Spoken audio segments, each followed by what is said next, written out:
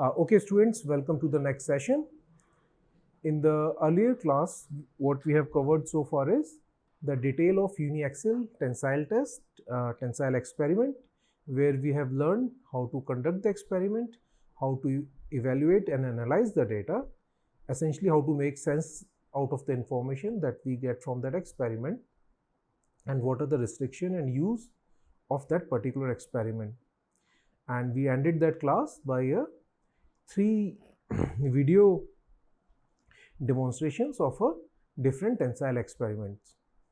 And if you have missed that class, the link of that class is given in the description link of this video.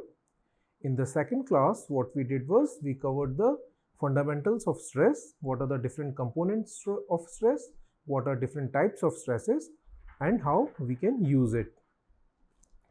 Today's class will be focused on a similar concept which we know as strain.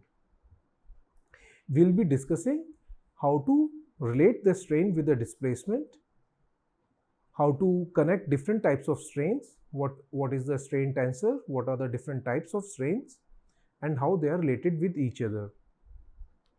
So without wasting time, let's start with the strain.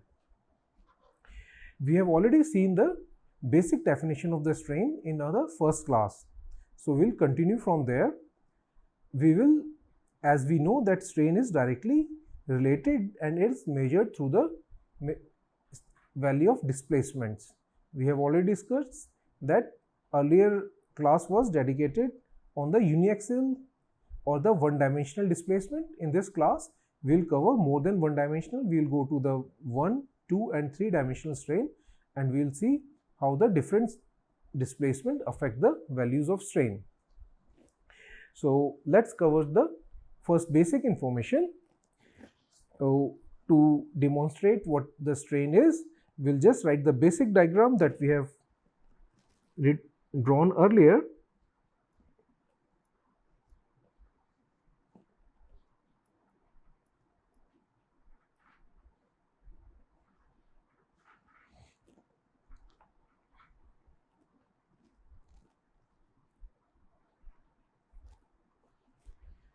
So we are going to consider a rod without any deformation or without any load being applied to it, and then what we are going to do is we are going to assume that we are applying certain load in one dimension or in one direction, which results in the elongation of a rod, and this load we are going to mark as P. So earlier we have a rod without any external boundary conditions, but now since we have applied the load, we also have a certain extension or a displacement in one direction. So let's mark the initial and final geometry before proceeding further. So let's say our initial length of this rod was ds, okay, and after the load is applied with the elongation, it becomes ds prime, and let's say the total displacement in the direction of a load is u. Let's call this as a x direction, so there is no confusion later. So we are drawing a coordinate system here, and we are elongating the rod in x direction. So let me also write this out for the later use.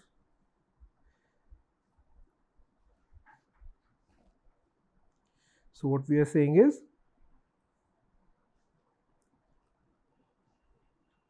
let's consider a situation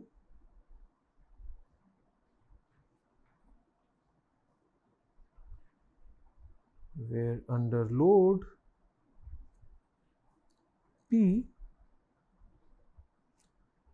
the rod under consideration or the above rod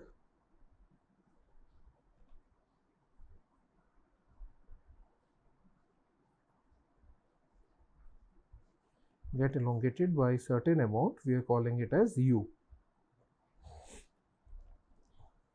So that's the first point we are saying.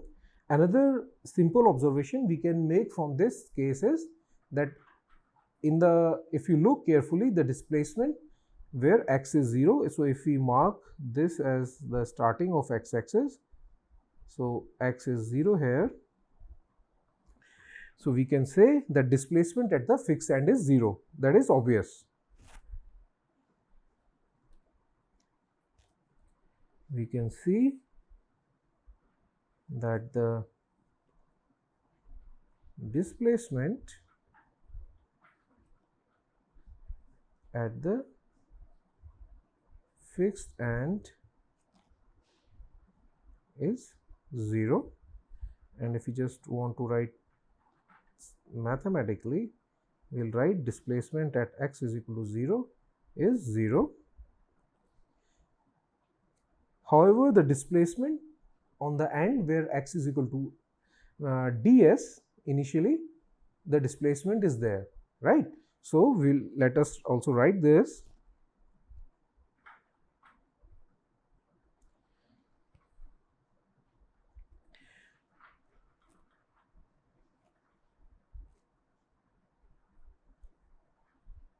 Displacement, just a second, let me erase this, get back my pen. However, the displacement at the other end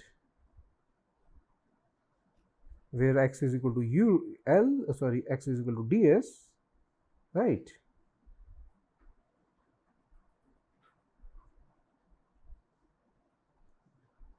ds prime minus ds, essentially it's a simple differential between the initial length and the final length. This we all know. So one thing from this simple write-up, we can see that displacement is related to the extension, right? Or the relative displacement is the important part. But when we say relative or related, then the important question comes, related or relative to what? What is the reference against which we are defining our strain? So when we are going to see the strain further, we are going to realize that strain or definition of strain is non-unique in certain manner. And let me also write that out, what I mean by this. So let's say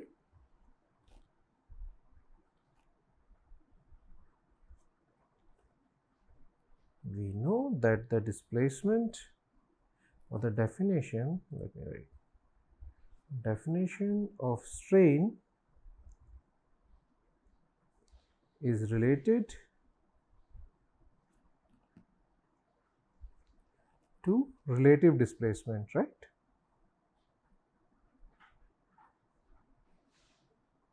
Because we are always measuring strain with reference to something. But the big question is,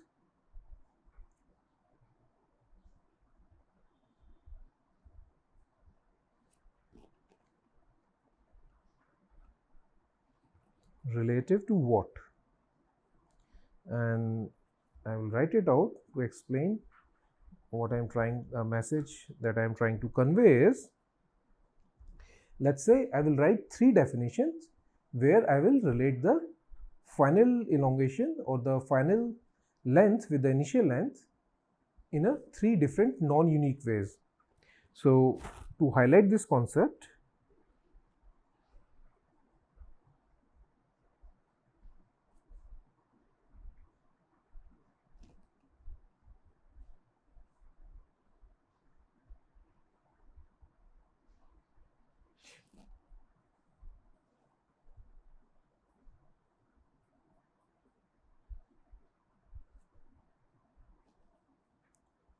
that the definition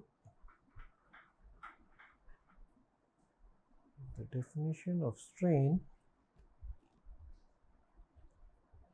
is non-unique,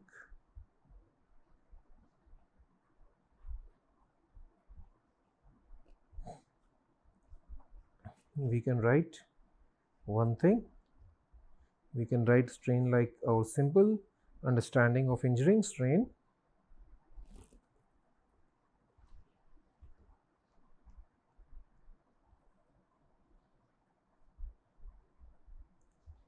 Which is the simple definition of writing delta L by L. So this we can write, right? We can also write using a known definition which we have already seen. Let's write about logarithmic strain, and for the given scenario we can write this is equal to ds prime, which is the new length by the original length, right? And we can also write one more thing. Let's call this as a magnification factor.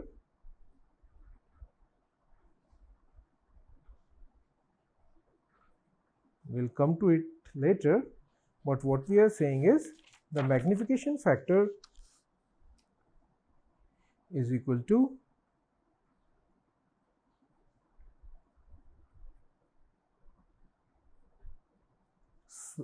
difference of the squares of these dimensions with reference to the square of the original dimension, right?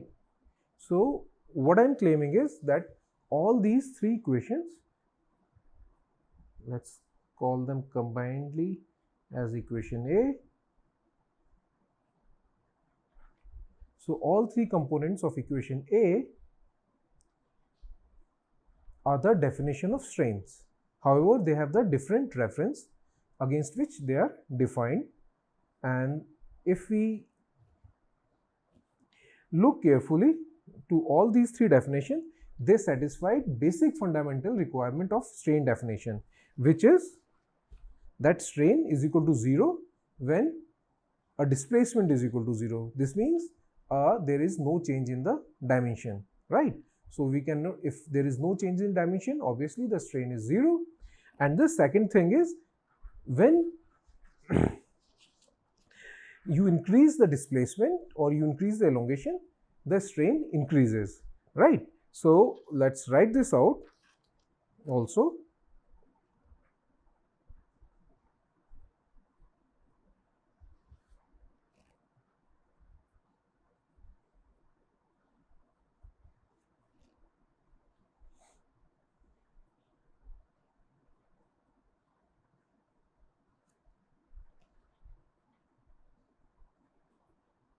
All three of its components.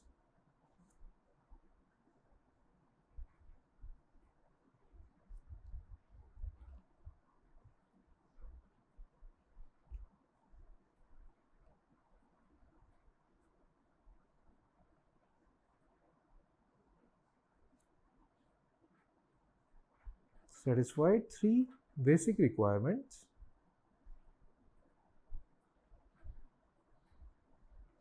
And the requirements are that strain is equal to 0 when you have no displacement, and the second requirement is strain increases with u.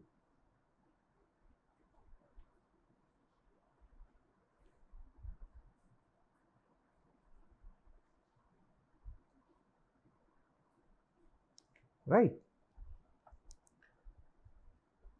So if we accept that all these three definitions relates to the strain, now let's see if we can relate them with each other, and let's consider a special case or important case where our elongation of the displacement is extremely small.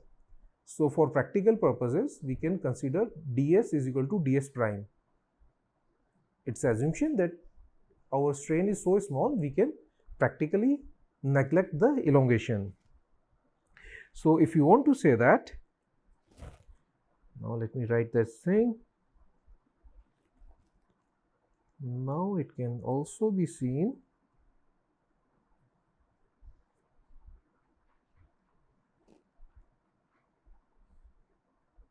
that for small displacements,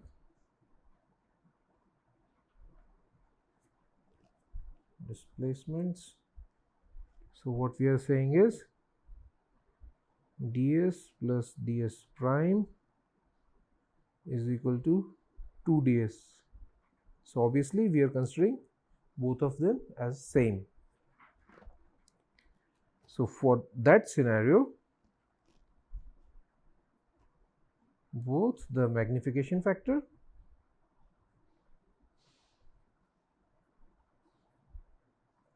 essentially the magnification factor is a measure of a green strain. We are going to discuss later in this class.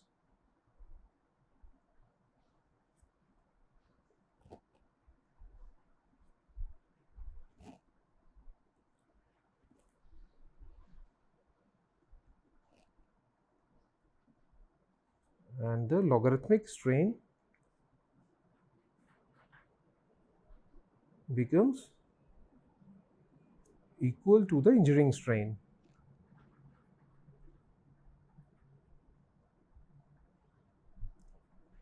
So for the smaller strain, or basically very small displacement, we are claiming that the green strain, which is a measure of this, the magnification factor, which is a measure of green strain, and the logarithmic strain is equal to the engineering strain that we can already see. So now if you want to also again plot how these three different strain looks, then let's see how they look. So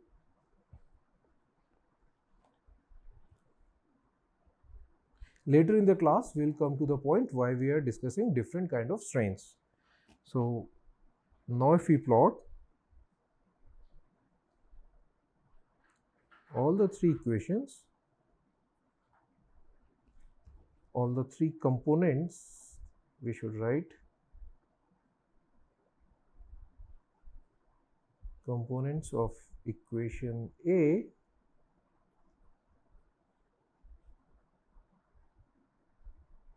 then let's see how it looks like. So we draw our coordinate system.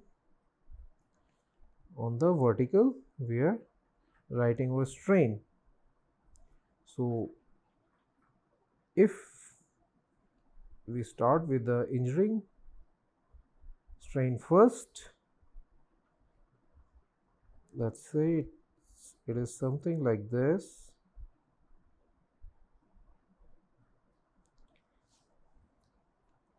On the horizontal axis we are simply taking this ratio, right? So if we want to plot the other two strains, then let's see how they will look. So if we are talking about the green strain,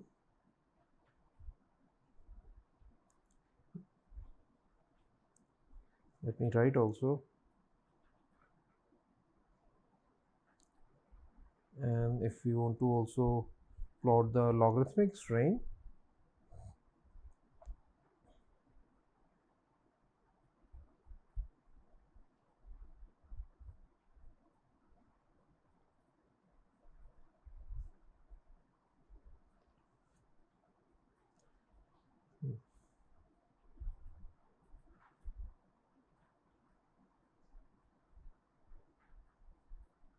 engineering strain, that's how we are going to get certain values,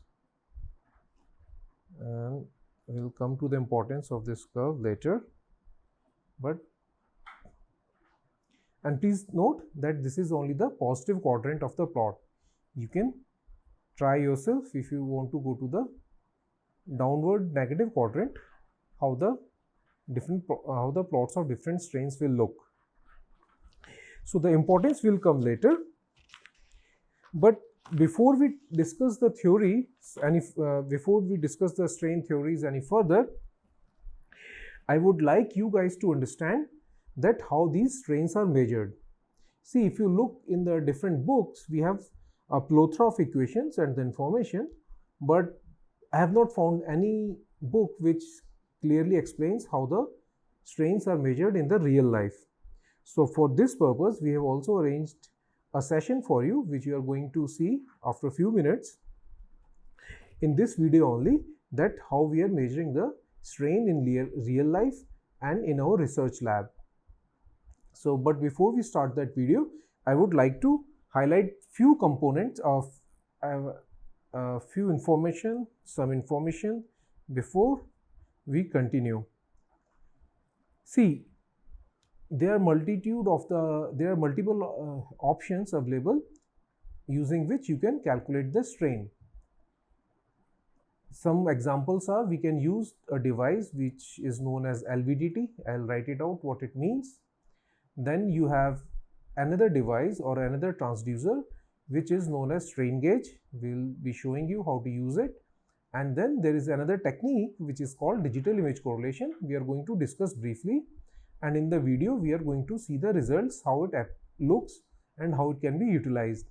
But guys, please understand, since this is not a class on experimental techniques or the instrumentation, we'll just briefly glance over. We'll not go in the detail, and if you want to find out more details about it, I would recommend you read some relative books or do some research on the web.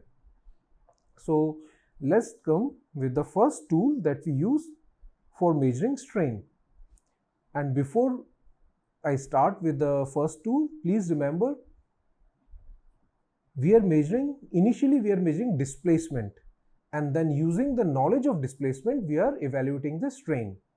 So all these transducers are either directly measuring the displacement or using the principles which are indirectly related to the displacement or the extension. So the first transducer that we use for measuring the strain is LVDT. Again, I am not going to go in the detail, but just a brief glance, because it is important to understand what we are going to tell you. So it stands for linear variable differential transformer.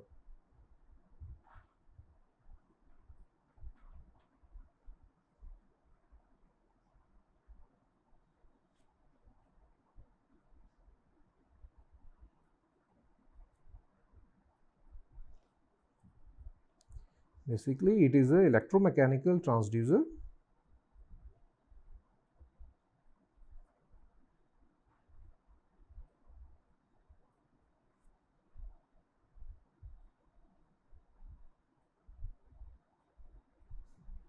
which is used for measuring linear displacements.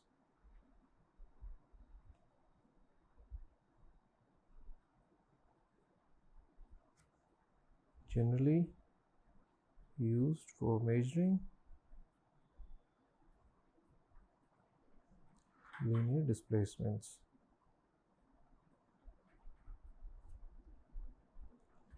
Please note, these are extremely accurate and highly reliable, and their accuracy or the resolution can go to the sub-micron levels. So the basic principle on which the LVDT work is simple. Essentially what you have is, you have certain electrical coils. I'm just drawing the schematic. So you have a system where you have electrical coils, and let me draw the coils first.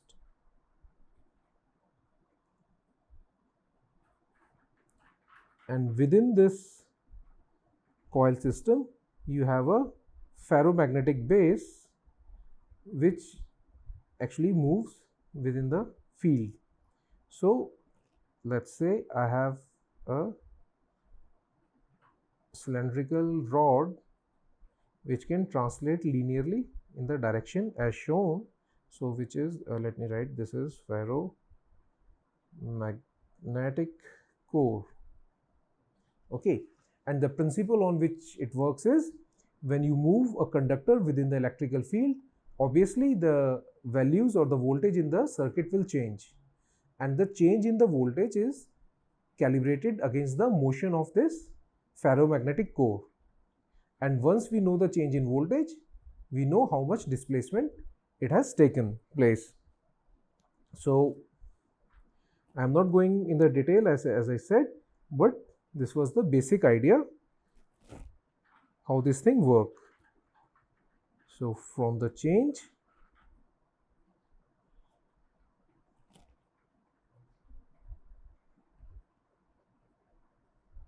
circuit voltage,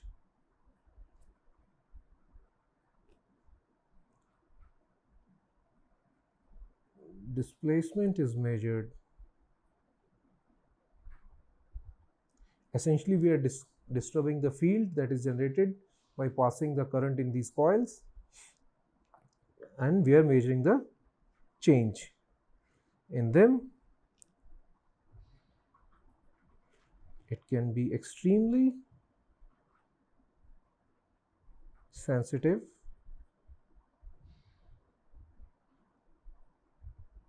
and can provide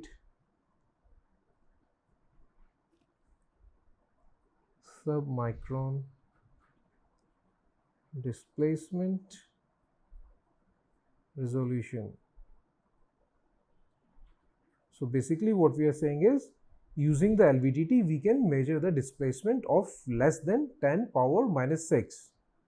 So these are extremely accurate and reliable, and they are commonly used in measuring the displacement or strain. The only disadvantage with this system is that you can have measurement in one direction. So if you want to measure strain in two directions, either you have to use two LVDTs or you have to use certain other technique. So using number of LVDTs becomes cumbersome. So to avoid that situation, we have another solution which gives results which are as good as the LVDT or maybe better, but it is much simpler to use. And the second technique which I am talking about is strain gauges.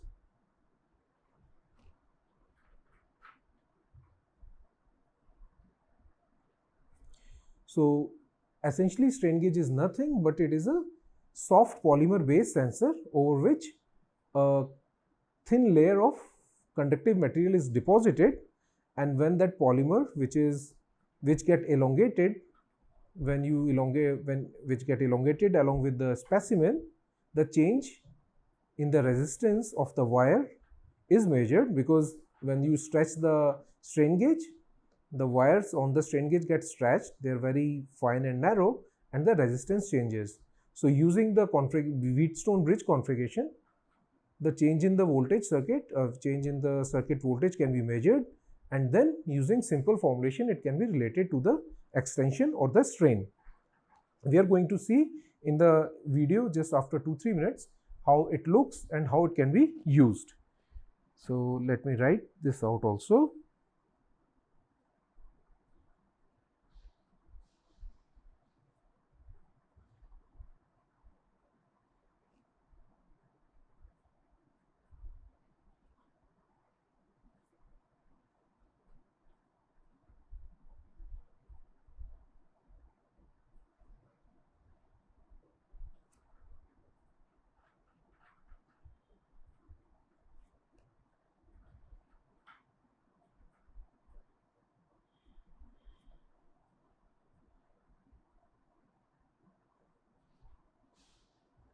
So by stretching the strain gauge, you are changing its resistance, and using the simple concept of Wheatstone bridge, you are measuring the change in the voltage. Thus, you are relating the change in the voltage to change in resistance. We already know how the resistance change with respect to the change in length, and thus we can find the strain or the relative displacement. So if you want to see the schematic of a strain gauge, basically you have a thin polymer foil, it's less than 50 microns thin, but I'm just showing in a large scale so that it becomes clear. So you have, let me select the other color to make it more clear.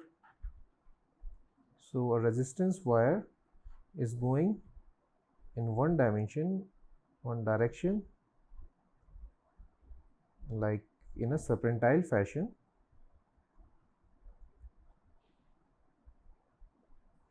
And then what we do is, for our connection purpose, we solder two leads from here, right?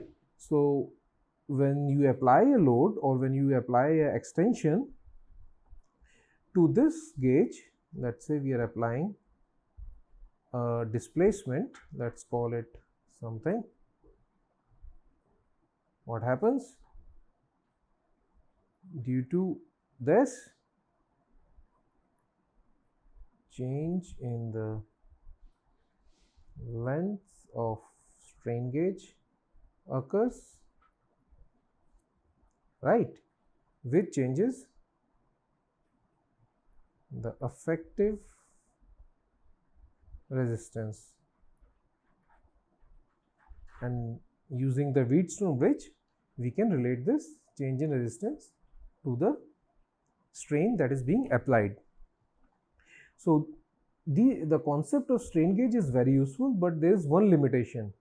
So, and the limitation is, strain gauge will give you a strain, average strain over the area on which it is mounted. So in this case, if we use this strain gauge, we are going to get the average strain of the shaded area that I am going to shade with the, right now it's orange color. So whatever is the strain this area is going to see in the direction of the displacement, we are getting that strain. So it's not a strain at a point, essentially it's a strain at a certain area. However, the dimensions of the strain gauges are very small, so for the practical purposes, most of the dimensions, I am writing common dimensions, not varies between, some are between 5 into 3 mm, obviously 5 is the longer dimension, then you have 8 into 3, you also have 5 into 2, and so on. But please remember, we can only measure strain in the longer dimension of the strain gauge where the fiber is aligned. And with the limitation that we can measure the dimensions only in the direction of the conductive fiber, then the other limitation comes is, what if I want to find different components of a strain on a plate at a same point? So to explain it further, let's assume that I have a plate. Okay, so for simplicity, we'll just consider a 2D case for now. Okay, and however, the strain gauges are more useful when you are making in-plane measurements anyway. So let's say you have a plate which looks like this, and now let's apply certain boundary conditions, and this boundary condition, let's say it's a simple boundary condition. I am trying to pull the plate in all the 4 directions. Okay, so my applied boundary conditions are in plane. So let me write also, I have a in plane load around the plate, right? Now you can think this as a plate of a aeroplane fuselage, which is most common, or even it can be a sheet of a ship. So now if you have a different boundary condition and if you want to find the actual strain, how you will do it? You cannot apply the theoretical equations that you have learned. Ultimately, you have to measure the strain on the subject or on the specimen. And to make it more interesting, let's say your requirement is to find the strain in here. Let me write the coordinate system also.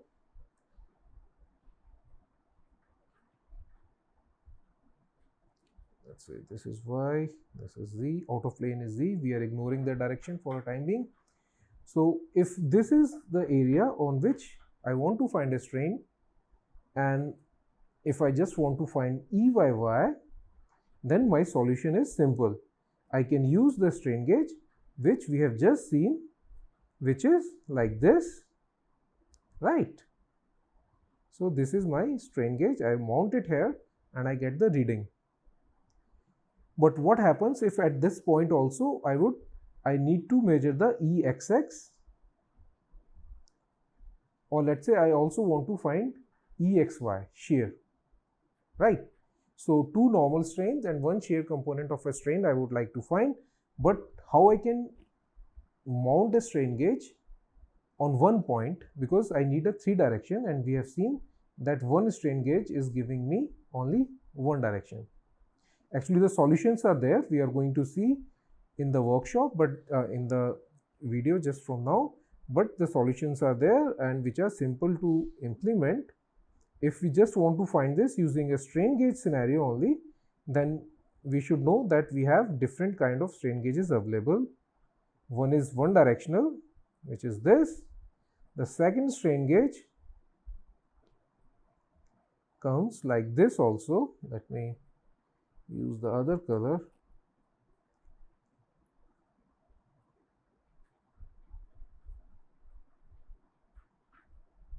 Whoa, what happened? Like this. And to make it things interesting, we also have a strain gauges which comes like this along with the other two directions. I have one here, and let me bring the green color back, and I have one here.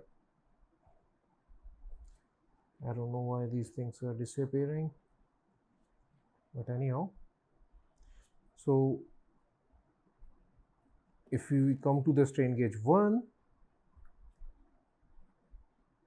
which is this one, it can only make measurement in one direction, right? And let's say it can measure only EYY, just for our understanding. My strain gauge 2, which is this one, the arrangement of filament is such that I can make measurement in two directions. So for this we have EXX and EYY, and the third strain gauge, which is this one, I can make measurements in obviously 3 directions, which is my EXX, epsilon YY and epsilon XY. See, these all three conducting, and these wires are conducting, but the way it is designed is they are insulated from each other. So there is a very fine coating of insulating material, so you don't have a short between these two conductors. So by using different strain gauges, we can find the strain at a point in 3 different directions. But what happens is, if you have number of requirements, let's say you want to find a strain over this region, right, that I have shaded.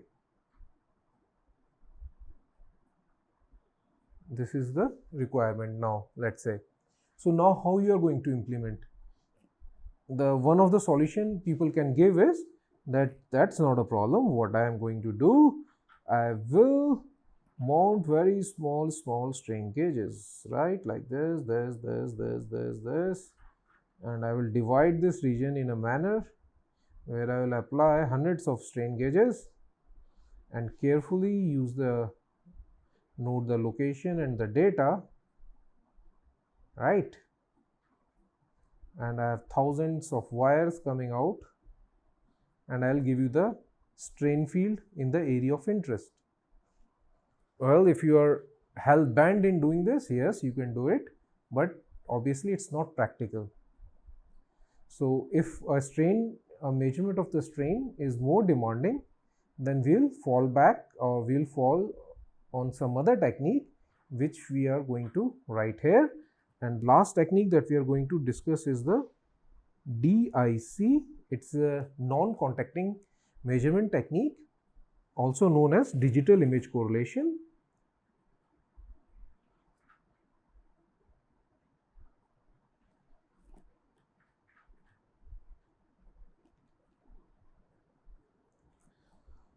The reason we are calling this as a non-contacting technique because all the measurement is taken through the camera. So we are not placing any transducer or any measurement device on the surface or in contact with the specimen. And the way it works is extremely simple. Let's say we have the same plate that we have seen.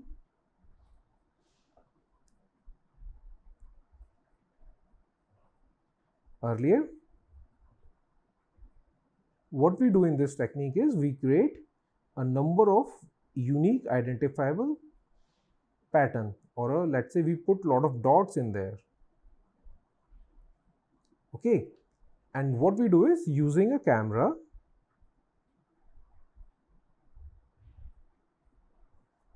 we take a picture. Let me write, this is my camera, this is my plate, and this is a pattern, a unique pattern or an identifiable pattern. We take the picture of this pattern, and when we deform this plate under certain load, obviously what happens is this pattern gets disturbed, right? So let's say this is my original image, and let's say I'm tracking two dots only just for the simplification. And now after the deformation, in the same image, these two dots or uniquely identifiable features move to the new location, right? So since if the camera is calibrated, we can easily locate the coordinate position of dot. Let's say this is P, this is Q, and this is P prime, this is Q prime in the image, right? And once we have a coordinate position,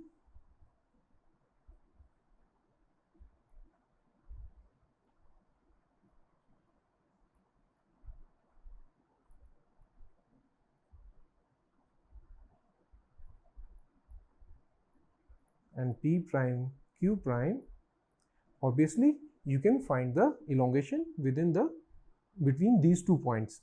But please remember, in the DIC technique, we don't track two dots only. We have thousands and thousands and thousands of dots, right? So we can cover the whole area of the interest. And if you go back to the earlier situation where we are asked to find the strain profile of this region, we can easily achieve without much of the hassle. So I'm not going to go again in the detail of DIC technique, but I would like to mention few points about this, and I would encourage you guys to go on the web and read and do the little reading on it. This is extremely important technique if you are continuing to your PhD program or if you want to continue research further. So the important points is about DIC is it is a non-contacting technique.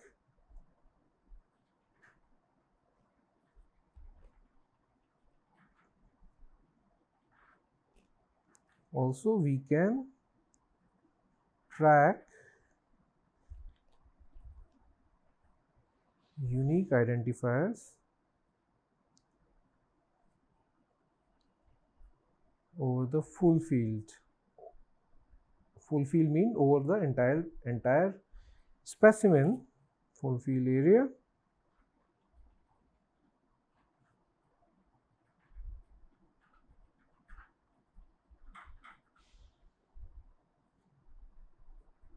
Measure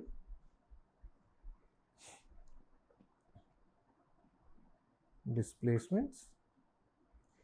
Please understand, most of the time using DIC we are measuring the displacements, and through the displacement, which we are going to later name as UVW, we find the different components of the strain. And this is extremely good and accurate technique for making in-plane and out-of-plane measurements. So basically you can use this in 2D and 3D cases as well. So let me write this out also.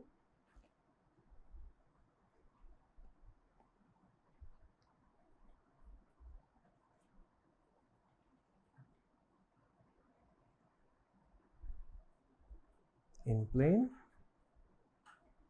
which we are saying 2D, and out of plane,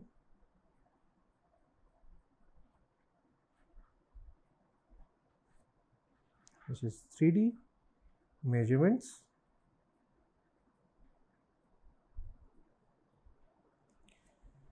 Nowadays, if you go to any real life measurement, whether you want to make measurement on the space shuttles, big aeroplanes, very fine arteries, anywhere, this is the to-go technique. So unless you are doing very simple experiment where you are just measuring strain in one dimension, this is the technique which is most commonly relied to. And I would like to highlight that this technique was made popular by one of very exceptional and bright professor he is known as Michael A. Sutton from University of South Carolina. He is well known in the field of solid mechanics, but his biggest contribution to the field of experimental mechanics is the DIC, which is digital image correlation. So thanks to Professor Michael A. Sutton, we have this technique widely available.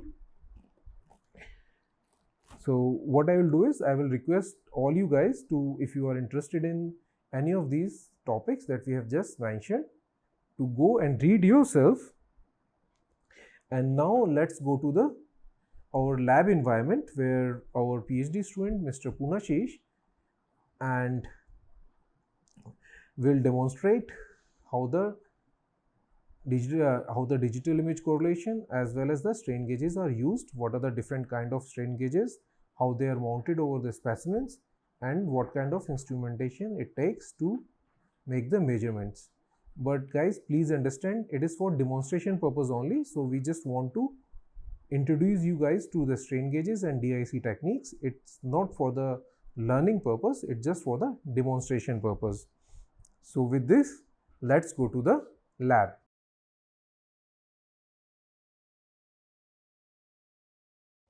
What we are going to see is the same UTM specimen. We will mount the dog bone specimen again, but our focus is not the stress strain relation. Now we are going to focus primarily on the strain.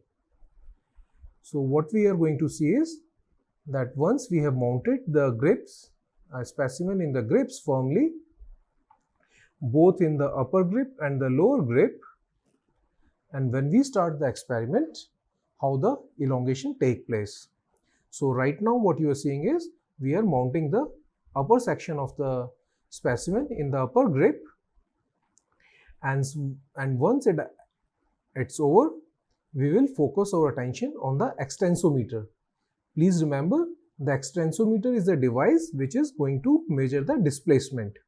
So the four arms of the extensometer are now gripping the specimen, and when the tests start, these arms will move along with the specimen. So thus the displacement between, or the distance between these two arm couple will be the displacement considered over the specimen. Now what we are going to see is we have started the specimen. Since we are running this fast, we can see the slipping on the top portion, but we don't have to worry about it for this particular experiment because we are focusing on the measurement of strain for the demonstration purpose. So to save time, we are running this video at the speed of 5x, which is 5 times the normal speed. And now what we are going to see is on the lower section of the specimen, we will see the necking taking place. So the test is still running, and also one important information is that we have set the safe margin for the extensometer. So once the particular strain or the displacement is achieved, for the safety purpose, the extensometer will disengage, and then we'll see the final fracture taking place. So right now test is going on, but soon we are going to see the heavy necking, and now it's encircled with the red oval shape, and in this region we can see the necking is taking place, and once the threshold is achieved, the extensometer arm will disengage. So from the initial displacement, which was ds, we can measure the ds prime, and now we are going to say the fracture is going to take place. So let's wait. A heavy necking is taking place, we can see here, so it can fail at any time. Okay, the fracture has taken. So this is a simple experiment where we can see the measurement of strain.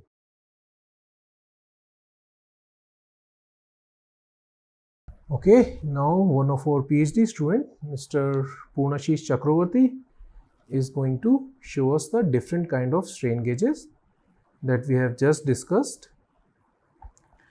Right now he is taking out one strain gauge from the pack, which is a uniaxial strain gauge, which means it will give us the strain in one direction. Now from the second strain gauge pack, he is taking out the strain gauge, and this is a assembly of two gauges at certain angles that we have discussed already. Now the third type of strain gauges, which is going to measure in three directions, as the diagram we have drawn already shown. So now let's focus on the strain gauges. So first type, or the type 1 strain gauge we are going to show you is the uniaxial strain gauge, and you can see the long thin wire in a serpentile manner, arranged in a serpentile manner, and when you pull them, the resistance will change, and you can find the strain with the change in voltage from the Wheatstone circuit. This is the 2-in-1 strain gauge, we can call it. It's giving us strain at the 090 angle. Essentially we can measure strain EXX and EYY at a given area of interest. So this is a strain gauge type 2. If we mount this for a given same small area, we can get the EXX, EYY, and this is the type 3 strain gauge that we are looking at, and it has EXX, EYY and EXY component, so two normal and one shear component of our 2D strain tensor. All these strain gauges are extremely useful, and it depends on what kind of application you need to use them. You will select the type of strain gauge which is more appropriate for your use. Please remember, these strain gauges are insulated from each other. So now we are going to show you how we are going to, or how generally we mount the strain gauge on the specimen. So this is the same plate as we have just discussed in the class. You can consider this as an aluminum section or from a fuselage of a plane or a flat plate in which we are interested in. We are going to apply the in-plane boundary condition here. So Mr. Purnashish is now preparing the surface, and he will start the surface by removing the surface abbreviation using different grid papers. So after scratching and polishing the surface using the different grid papers, right now he's using P320, P800 and 1200. So gradually it moves towards the finer polishing. Once it's done, we have to prepare the surface so that we can mount the strain gauge over it, right? So the next step is we have to clean the debris that we have produced during the rubbing process. And in our lab, what we are doing is we are using a solvent To remove the residue, we take it on a cotton swab, and now we are cleaning the surface. It's very important that you even out the surface and clean it. Please remember, we are going to stick the strain gauge using an adhesive, right? So if the surface is not prepared properly, we will not have a strong bond. That may result in the detachment or the poor measurement results. So for sticking the strain gauge, now we are preparing the adhesive solution. So it's a mix of a hardener and a resin. So once we mix in the required part, and we have to mix it thoroughly, now we are going to see Mr. Punashish doing exactly the same thing. Now he is going towards the hardener part. And please remember, these are the chemicals, so you have to use extreme caution while using them. So once both of the parts are mixed thoroughly,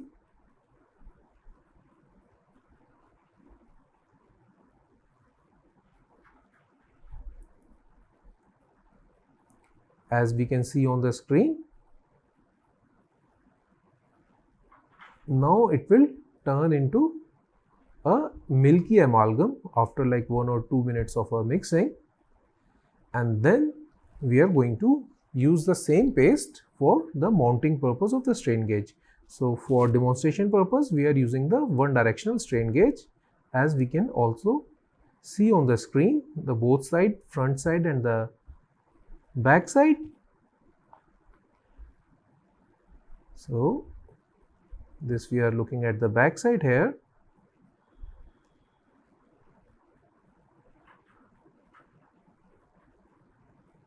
Now we'll start pasting the strain gauge. And the simple technique that we use in our lab is using the transparent adhesive tape. So what we do is we'll cut a small section from this tape and we will put it over the strain gauge top surface. And in just a second I will explain you the reason behind it. So now we are cutting the adhesive tape.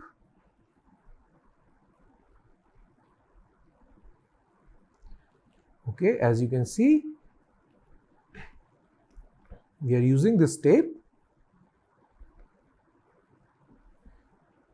and now we are putting a strain gauge over it. In a second you will see the purpose why we are doing this. It essentially helps us in putting the strain gauge in a proper orientation in the easiest manner. Now before we do that, we are going to apply the adhesive solution that we have prepared on the back side of the strain gauge. As you can see, the front side of the strain gauge is now protected from the adhesive solution because the transparent tape is holding it.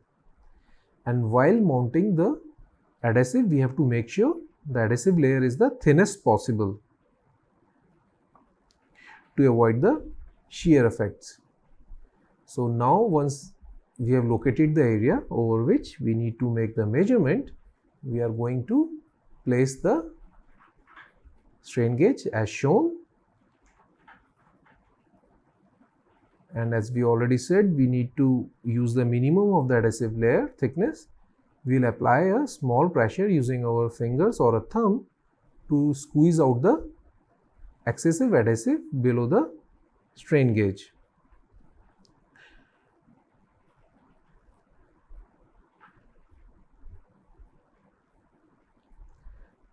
So once the adhesive is dried, what we are doing is we are putting another layer of adhesive tape under the terminals. Please remember, these terminals are insulated, but since we are going to use the weld later, so for the soldering purpose, we don't want the circuit to be short. So once this is done, we leave it for 24 hours. And after 24 hours, once the gauge and the adhesive has dried upon, we will cut the terminal length to the desired requirement. Since these terminal, as we can see, are slightly longer than what we require, we are removing it using the wire cutter, and now we will solder it with the connecting wires. So for this purpose, to avoid the oxidation, we are using the soldering wax to hasten the process also. So what we do is, we'll apply the soldering wax on both the wires and the strain gauge terminals.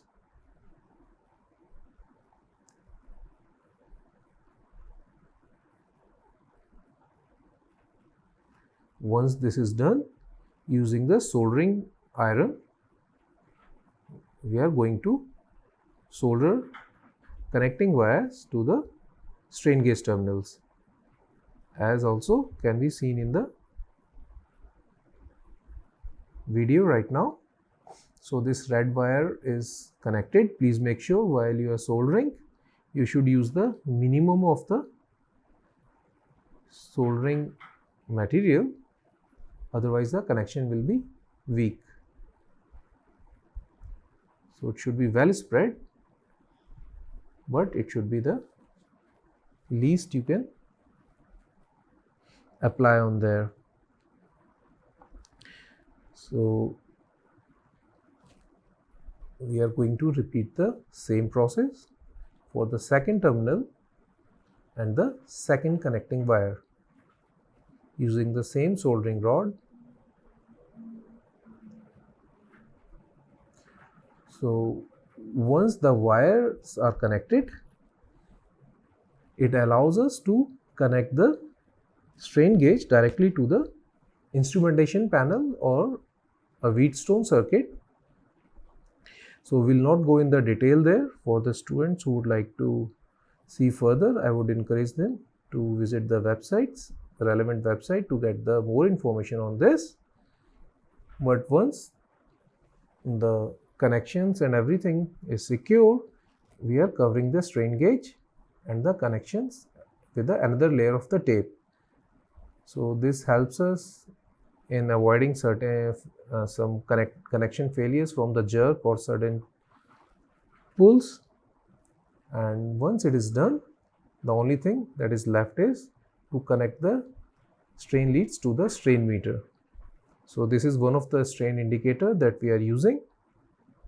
We have other dynamic strain gauge acquisition devices, but the scope of discussion on these are beyond this course. So now let's go back to the last technique, which is digital image correlation.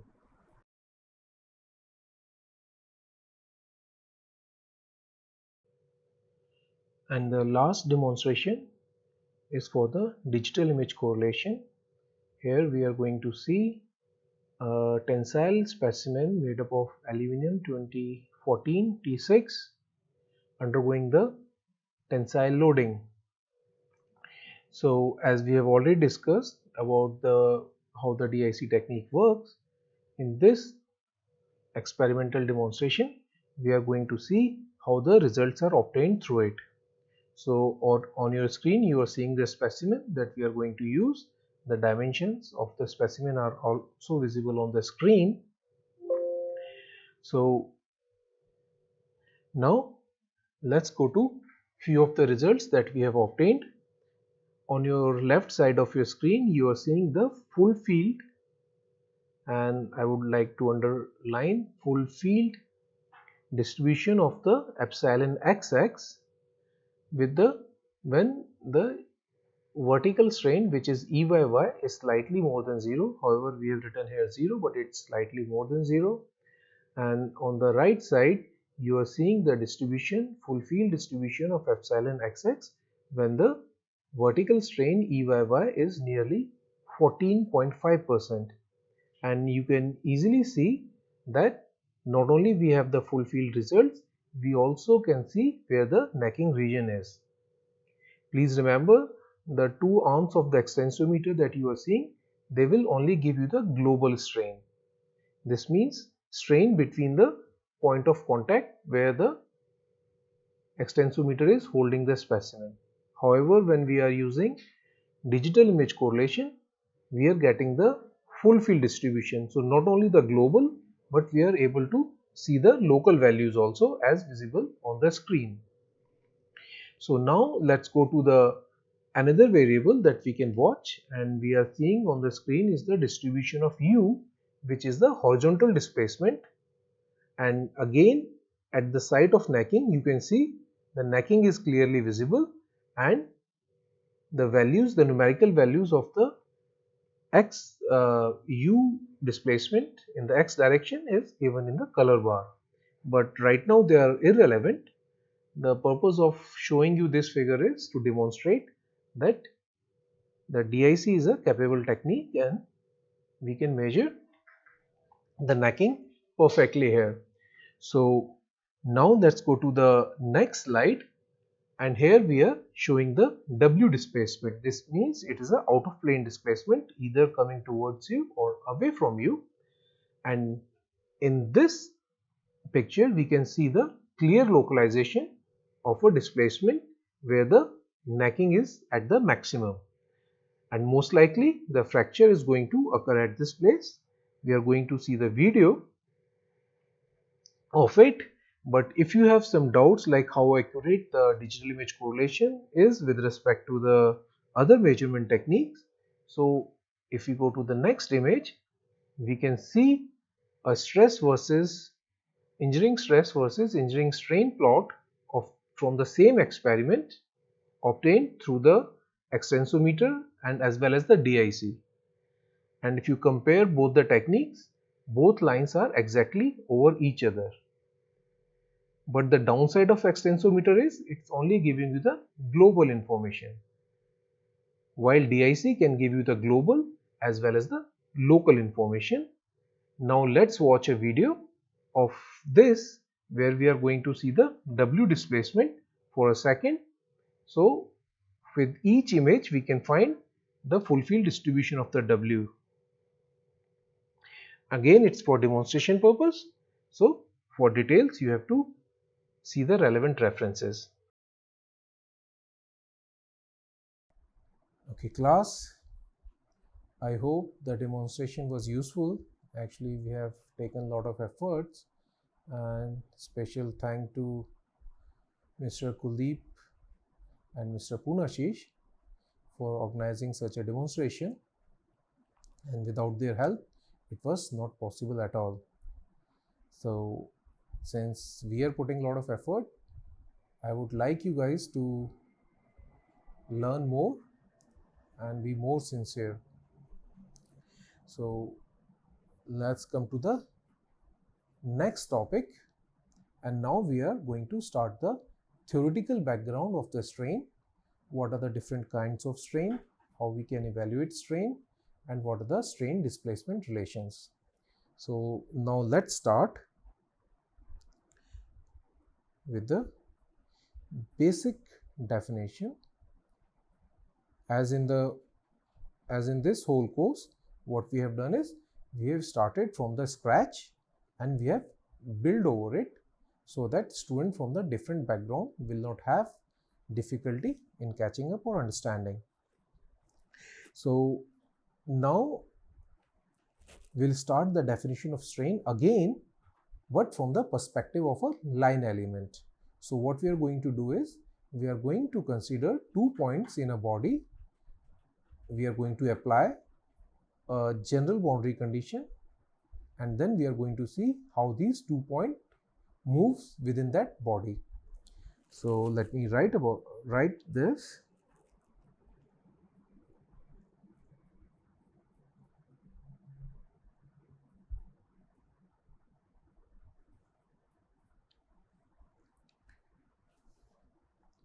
So we are going to consider is a body, undeformed body initially.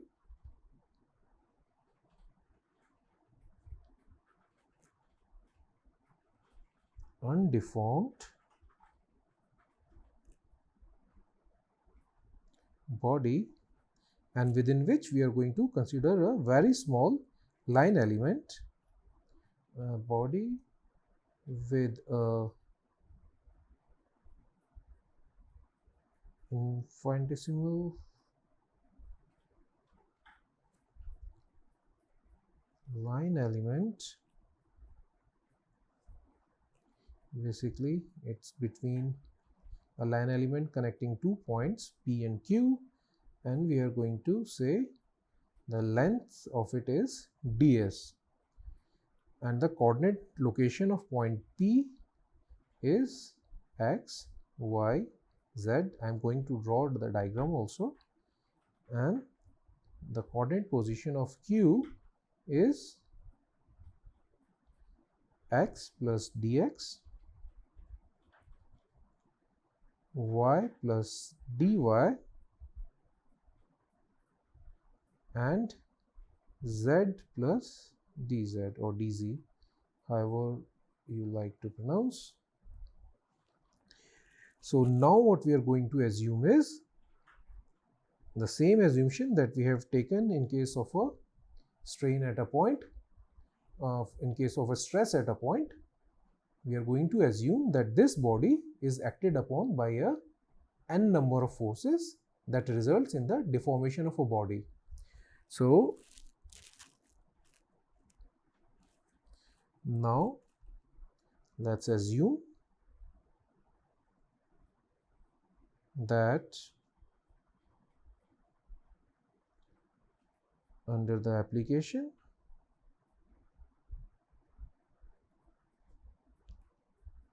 of an external force,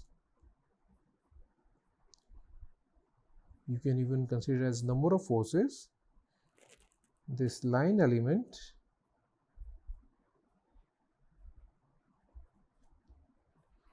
deforms to P prime and Q prime with the length of ds prime, right? So what we are also going to say is the coordinates of P prime is x prime, y prime, and z prime, while the coordinates of Q prime is x prime plus dx, y prime plus dy prime plus z prime plus dz prime. Okay, so to make this more clear, let me draw the body diagram of the body, and then let's see what exactly I mean. So before this, let's also draw the coordinate system. It's very important. So this is our coordinate system.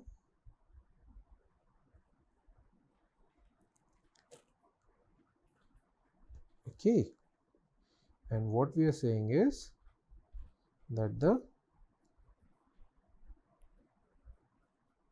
body was initially undeformed with 2 points, and later after some time on the application of force it got deformed. So earlier the points which were P and Q, so let me draw this thing. This is P, this is Q, okay, and the length was ds. Now the points move to the new location to P prime and Q prime, and the length is now ds prime. Okay, so let me also relate the displacement, or let me relate the P and P prime with the displacement component. So what we are saying is that the displacement components are u, v, and w in the x, y, and z direction. So the coordinate location we have already written. So based on the simple definition of engineering strain, for this particular case, what we can do is we can write like this.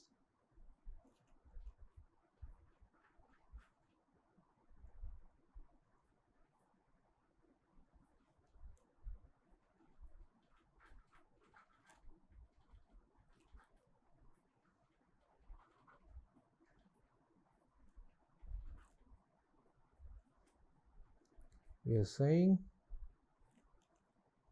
right, so this is nothing new about it.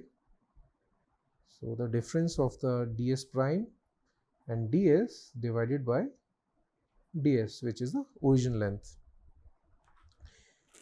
So now let me write about the displacement that we have said, UVW.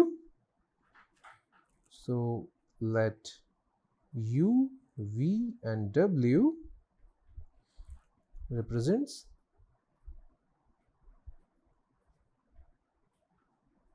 the displacement component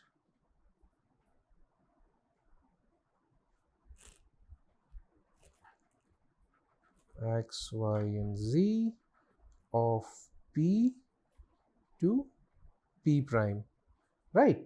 So if you want to further simplify this, please remember guys, this is a generic solution. So if you want to further simplify, what we can do is we can write like this: x prime is equal to x plus u, right?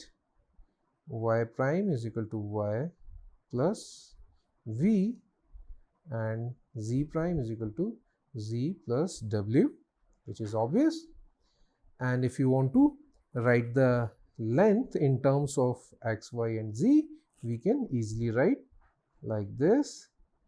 Let's say the origin length that we are talking about can be written in terms of summation of squares of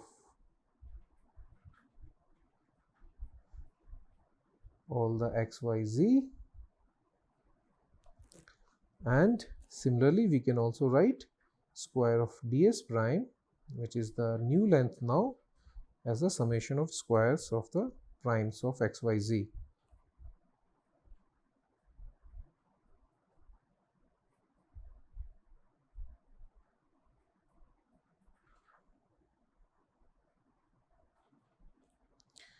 Soon we are going to see why this simple step is important, because now we are going to discuss about another important term which we have already mentioned in the start of the class, which is the magnification factor, right? So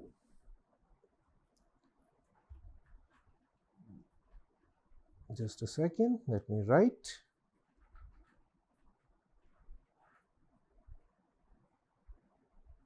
Magnification factor M, it's also the measure of green strain, but anyhow,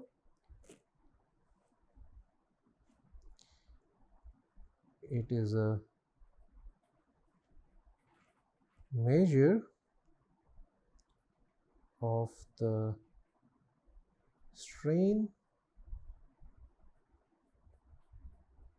of a line segment or line element that we have discussed in the body. And now we are bringing back our old friends LMN in the body with the direction, cosines, L, M and N, right? So by now I'm sure we are well aware of what LMN is, but in this particular case, where the original length of the original line segment is ds, we can write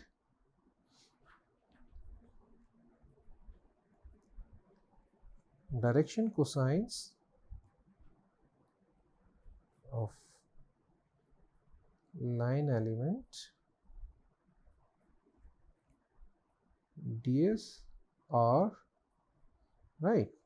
It's simple. I hope all of us can see that.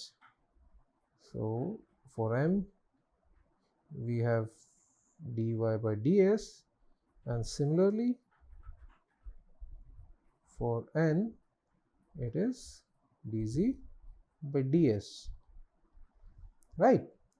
So now we'll come back to our magnification factor and we'll write how the magnification factor is defined.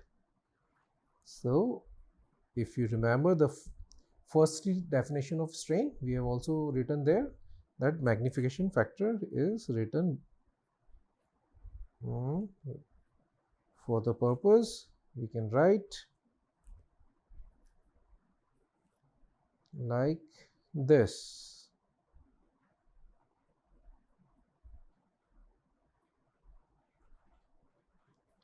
Right. So if let's call this as equation B just for the reference, and now we are going to use a previous write-up, right? Let's call this as equation A. So from this simple relation that we have seen many times already, we can expand the magnification factor which is in the equation B as what we can write is, to simplify this further, is equal to half, and since the definition of engineering strain was given earlier, if we write that, it will become 1 plus epsilon square minus 1, right, which will be epsilon plus half epsilon square. Not a big deal, very simple manipulation. But now if we want to write this term with respect to the direction cosines, then it becomes interesting. I'm not going to write the details, but I'll just write the final expanded form as it's beyond the scope of the present course. So when we expand this with respect to the direction cosines, it becomes like this.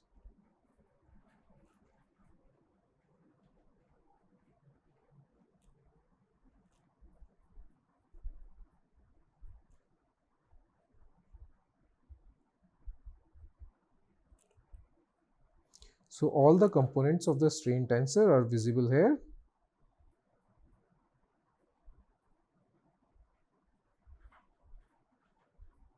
It should be yy here plus nm epsilon yz, yes, yz plus ml epsilon zx plus nm epsilon zy plus n square epsilon zz. And those who are or people who are getting intimidated by this long expression, please don't worry, you are not going to be evaluated for this in the exam. This is for the purpose where we are going to write the stress displacement relations. So if we want to further simplify this, what we can do is we can write this expression like this. So all the normal terms or the diagonal terms of the tensor, strain tensor, will be here, and the off diagonal terms will be like this.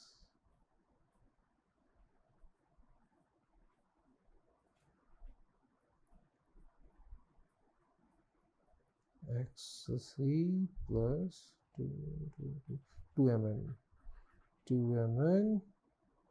epsilon eyz. And the purpose of writing this is finally going to be revealed, because once we expand all the relation that we have written so far, we can write 9, but since we are agreeing on the symmetry epsilon ij is equal to epsilon ji, we are going to write the 6 unique relations that are going to relate the strain with the displacement. The extended derivation you can find on any, you can find in any book or the related website, but I'll just write the final expressions. And please remember, these strain displacement relations are true for the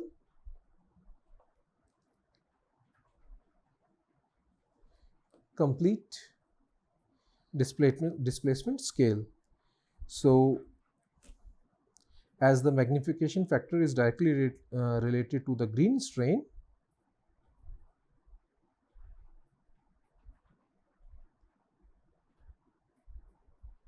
we can write its different components based on the expression that we have just written.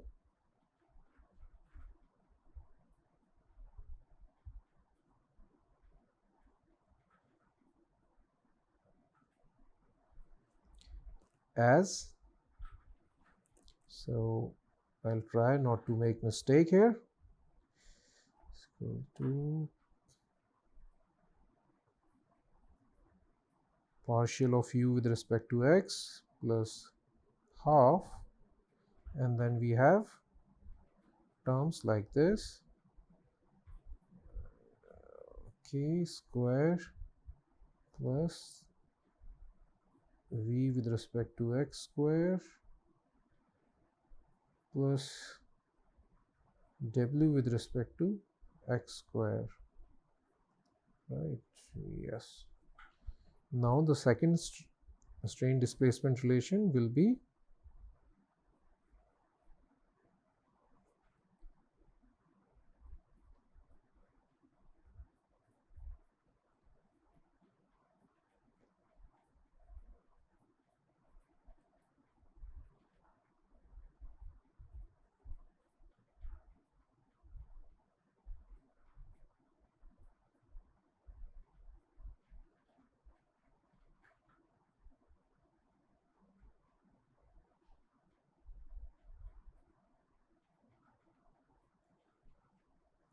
so we have written exx, eyy.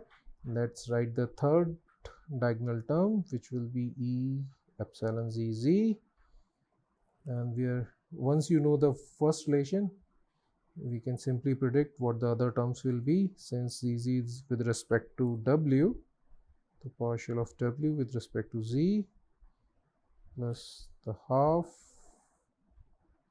and the square of u with respect to z,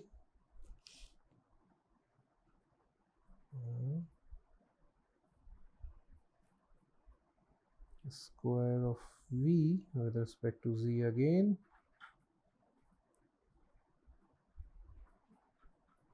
and the square of the last term.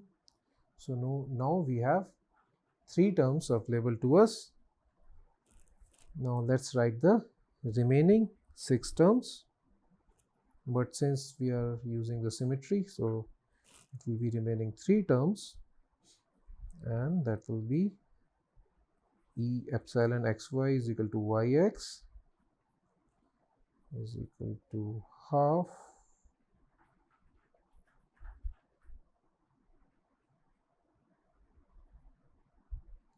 dy dy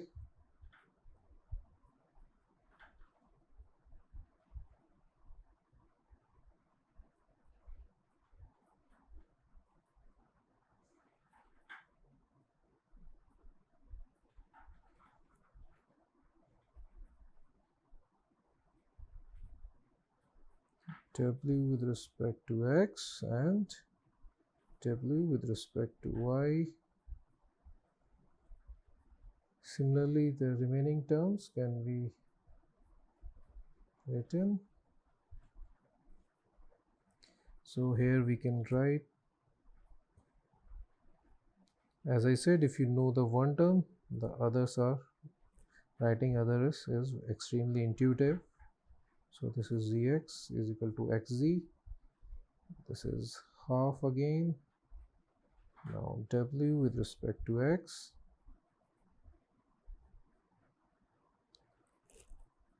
plus U with respect to Z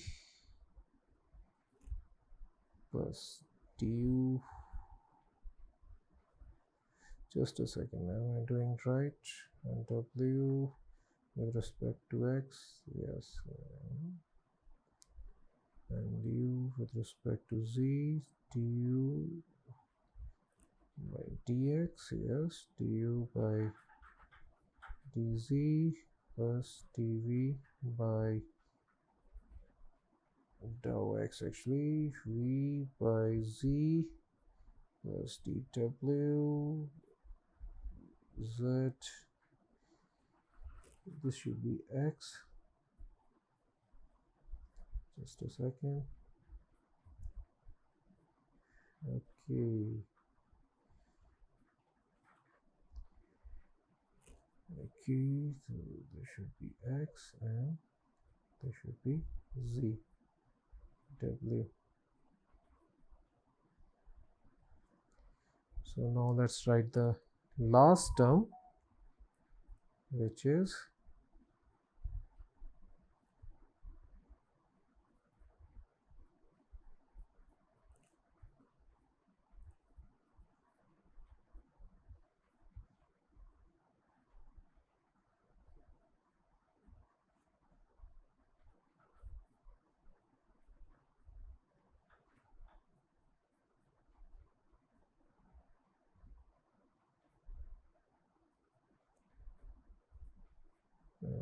v by y dv by z plus dw by dy dw by dz. Okay, so now these are the 6 relations, and importance of these relation is once you have the displacement components u, v and w, then you can get the complete strained answer, right? And we have already seen in the experimental part that using digital image correlation, if you are using the 3D DIC, you can easily get all the displacement components u, v, w over the full field area, right? The area of interest. And then once you have the displacement field, using these equations, it's extremely easy to get the strain field. So, and please remember, I am not going to judge you on the derivation of these expressions. These are long expressions and they are beyond the scope of this course, but we certainly are going to use this relation for the purpose of this course. So you should be aware what these relations are and what it means, where you can use this. So now one thing is there, this is the complete relation of a displacement and strain. But in some scenarios, what happens is your strain is extremely small or the displacement is very small, right? So you may not, you don't need to apply the whole relation, because if you take a small assumption of ignoring the higher order term, still you will get the close to the accurate result. So in such scenarios, what we can do is, if we are taking the small strain assumption or a small displacement, then the terms which are higher order terms like this, right? Similarly like this, like this, we are marking with a red, and these terms can be ignored. And the basic reason for ignoring these terms are because when you multiply a very, very small term with again another extremely small term, you are going to get still the smaller term.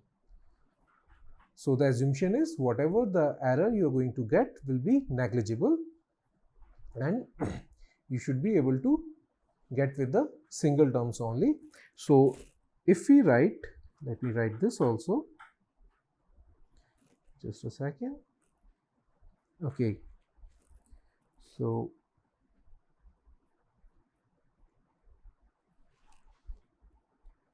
if we assume small displacements,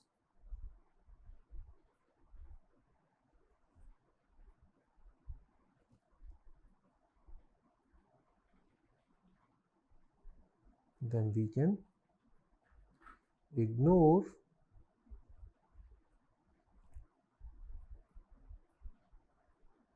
our higher order terms in the above relation, right? So if you ignore this, then what will happen is the green strain will become same as the engineering strain. So ignoring the relations, what we are going to left with is as following. So if you want to rewrite the relation, what we can write is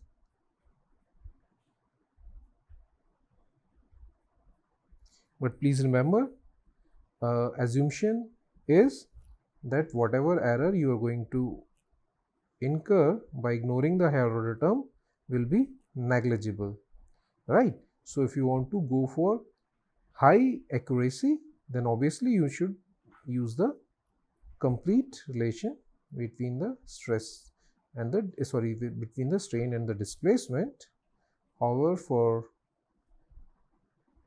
ease of use, these are the general expressions that we use, and you must have seen them earlier many times, between the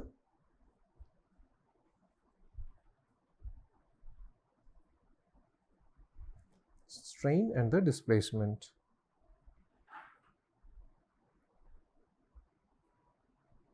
But I would again emphasize, these are the assumptions.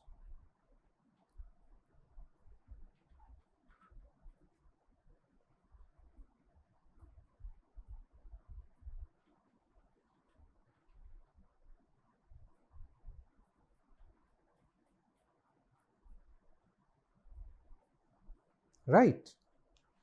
So for the small displacement theory, if we implement the small displacement theory, our strain tensor will look something like this. So let me, okay.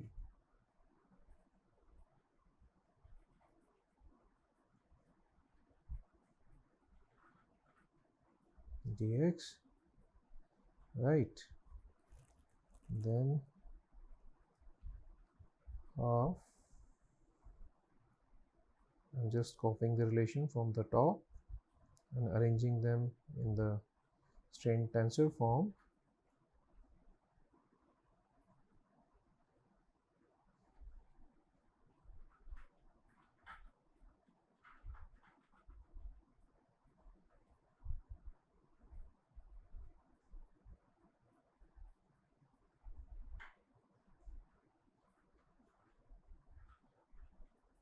Okay, so now I need to write EYY because it's a symmetric. I am not writing the lower diagonal terms here.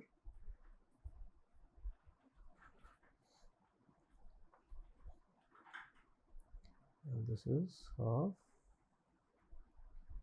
dy plus dz. And now the only term that is left is E epsilon zz, which is obviously this, right? So now we can see, if we have a complete information on the displacement field, then getting a strain tensor at any location is not difficult. So this we have seen so far. Another important use of this relation, strain displacement relation, is we can also use these relations to verify the validity of the boundary conditions which we are applying, or we can relate one strain from the other. So generally these kind of relations are known as compatibility relations. We are not going to go in detail, but just one relation I am going to write to explain how we can use the information here.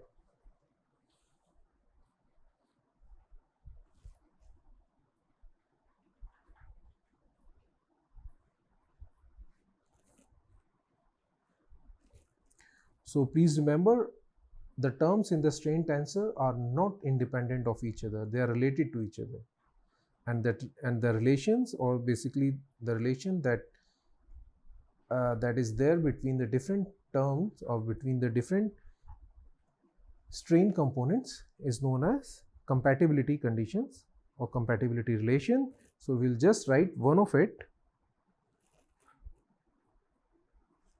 Sorry, let me change the color.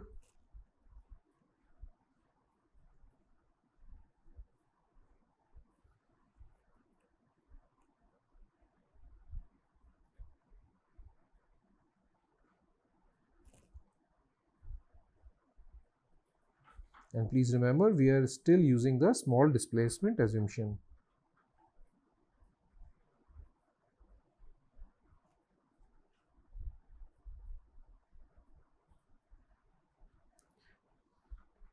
So for simplicity, what we are going to do is we are going to consider only two dimensions, let's say x and y, and we are going to ignore the third dimension so that our formulation becomes still easier. Or we can consider that displacement w is constant for the solving purpose. So let me write this assumption also.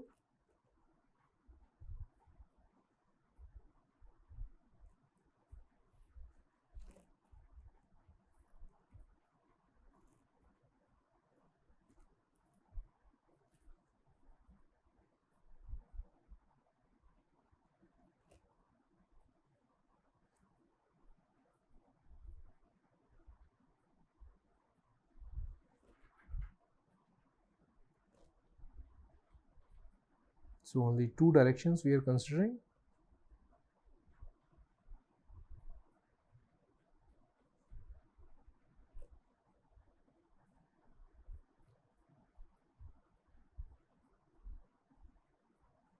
Thickness we are taking it as constant,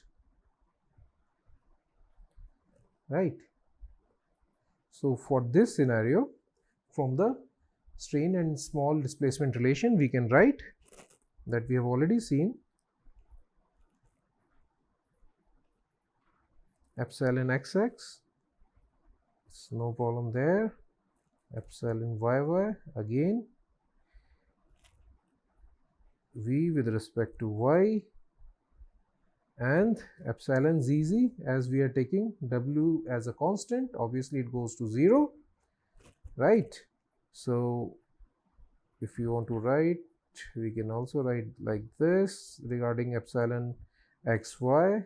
So u with respect to y plus v with respect to x, right? And since the z direction we are considering constant, other terms like epsilon yz or xz should go to 0, right? So I will just write one compatibility relation, and you will see how we can use the relation between strain and the displacement to achieve the compatibility relation. So now we can rewrite these relations that we have just written here.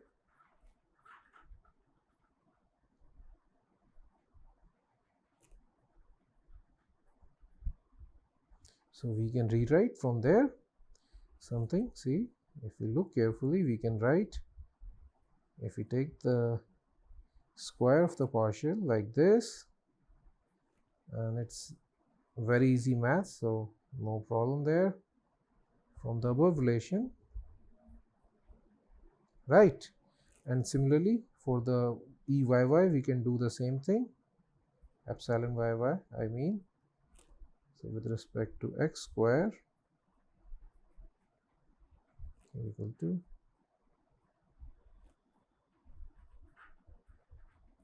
dy, right? So now we are going to see an important relation emerging, which is, if we want to write, let's see here,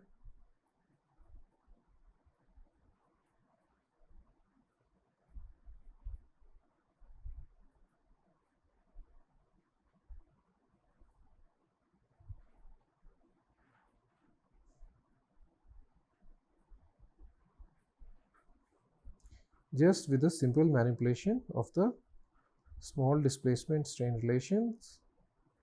This is cube here with respect to x square and y, right?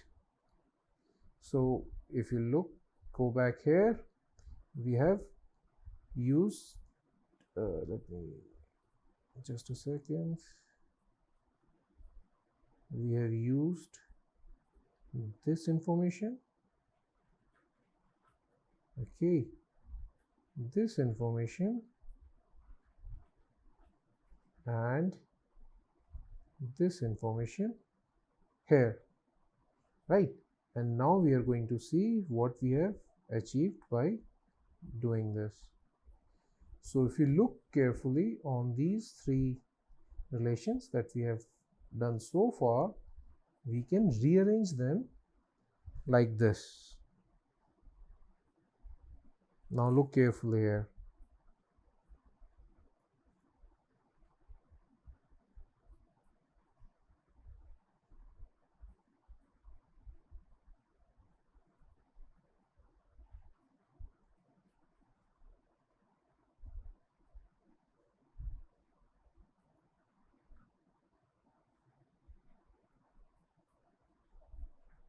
Right.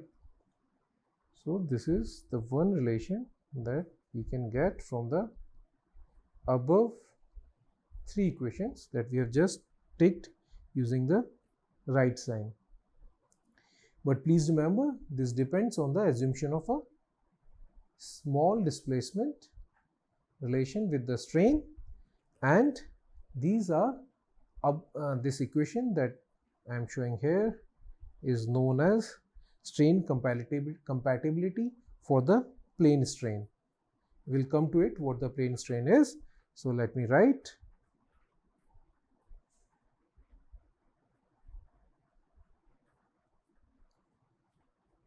above relation is valid for small strain only, okay? So small displacement assumption is here.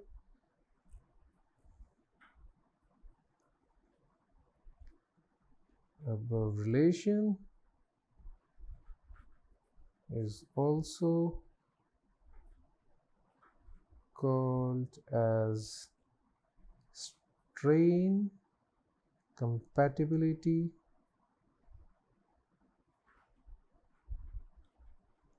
for plane strain. So actually using this information you can develop 6 relations like this that we have done, but we are not going in detail there. But to highlight the importance of the compatibility relation is, if you have any boundary condition in terms of strain, availability of strain, then it must satisfy the compatibility relations. If it is not satisfying, this means the boundary condition that you have taken is not applicable or it's not right. So these relations actually kind of act as a check on what we are doing. So now let's go to the next topic that we are going to discuss, which is plane strain, right? So I'm hoping you guys remember the concept of plane stress but now we are going to write plane strain.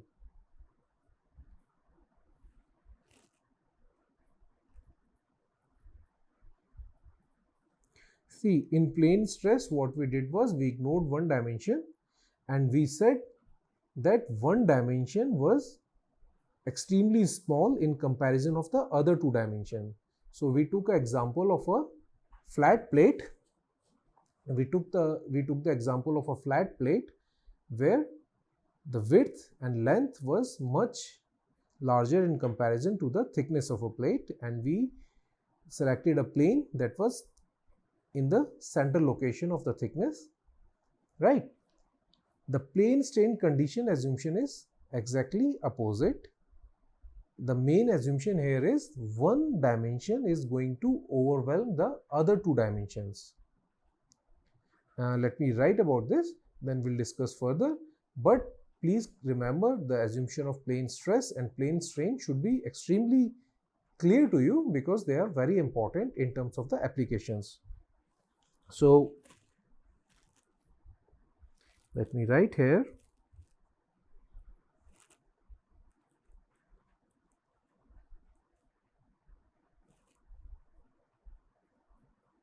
This is a commonly used concept.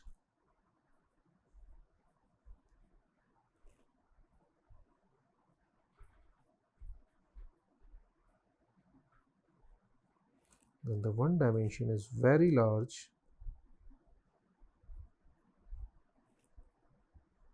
let's say z dimension, in comparison to other.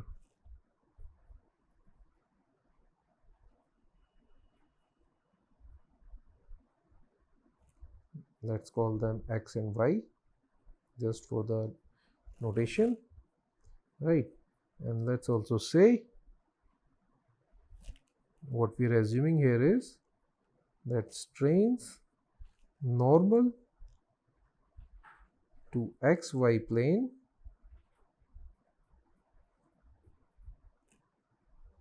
which means obviously epsilon zz, and the related shear strain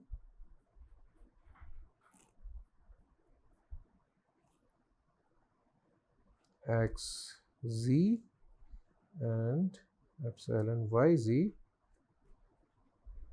are assumed. I'm underlining the word assumed to be 0. Basically, I should have written it's safe to assume them to be 0.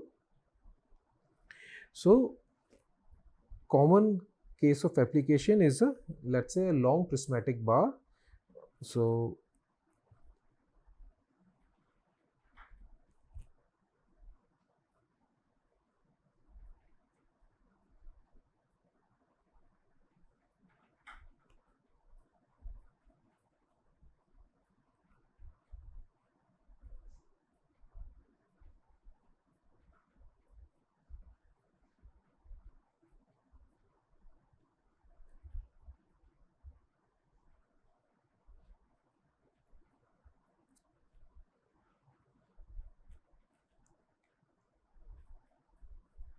and the assumption that we are working in the plane strain is that whatever force we are applying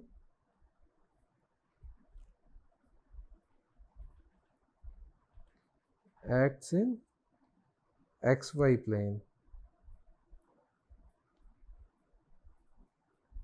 and do not vary in z direction.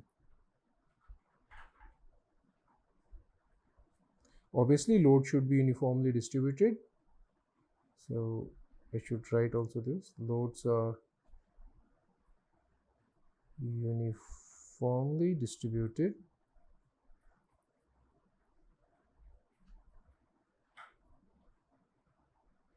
along the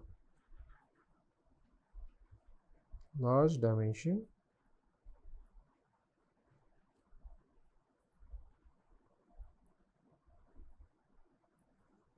perpendicular to it. So this is our assumption on the load. We are saying this case is applicable when one of the dimension overwhelms the other. The example is the long, slender or prismatic bar, and we are also saying is that applied force acts in the xy plane and it does not affect the z. So cases where we generally use these kind of assumption are generally or basically important applications are in case where we are working with dams, tunnels and other similar structure. So now similar to the plane stress, we have written the plane strain condition. So the next question will come, what is the difference between the plane stress and the plane strain? Because so in short, I will write the fundamental difference in these both assumptions. So let me write the plane stress is here and the plane strain is in the next column.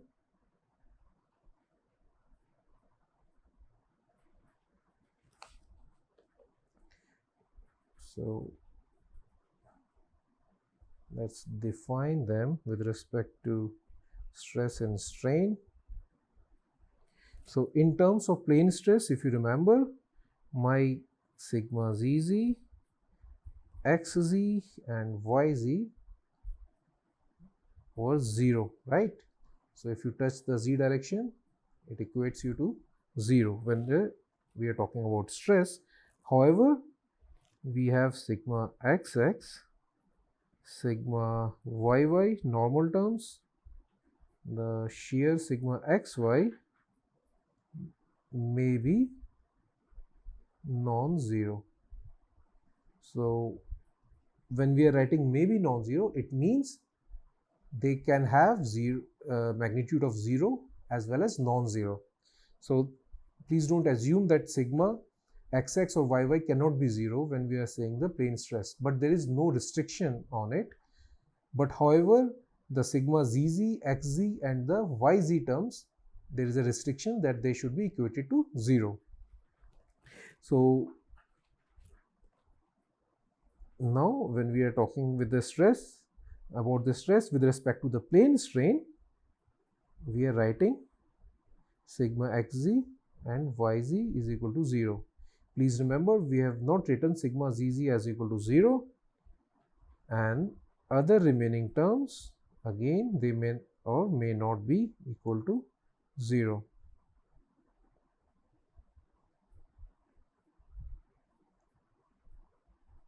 May be non-zero. Okay, so similarly we can have here, when we are talking about with respect to strain, about the plane stress condition, the epsilon exz and epsilon yz, obviously the strain that are related to the shear strain that are related to z directions are 0 in the plane stress. However, other strains may or may not be equal to 0. That includes EZZ, epsilon ZZ may be non-zero.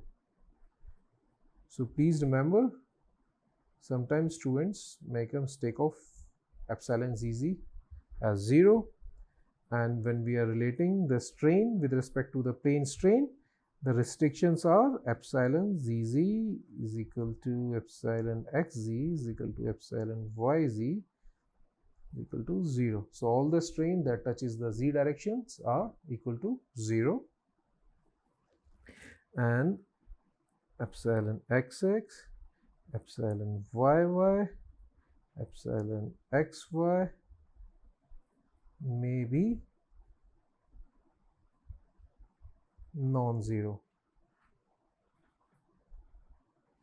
So this is a main difference between the plane stress and the plane strain assumption, which is presented here in a kind of a nutshell.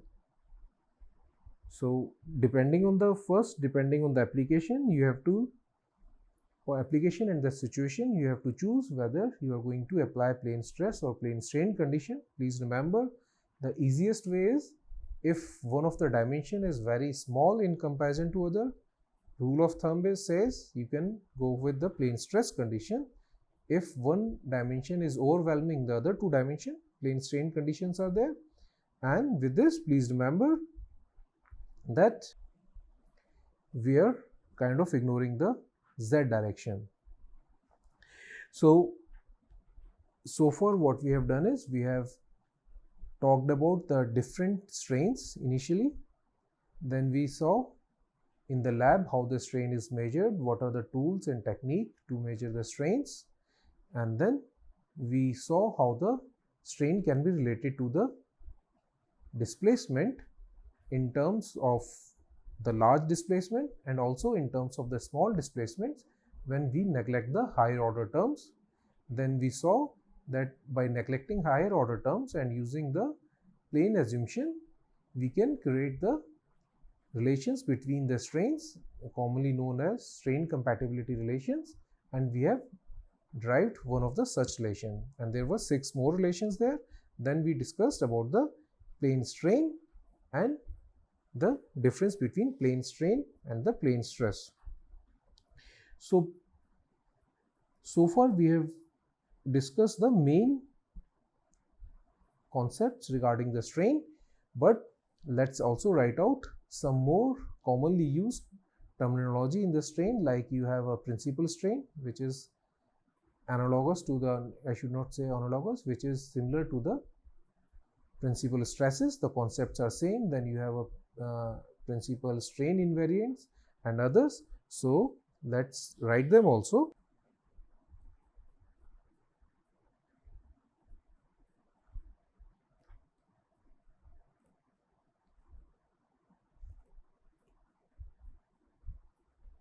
So as I said, mostly the definition is exactly same, but the context differ. Earlier it was the principal directions were in context with the principal stresses. Now let me write out what exactly I mean. So we are taking the same example of a same undeformed body.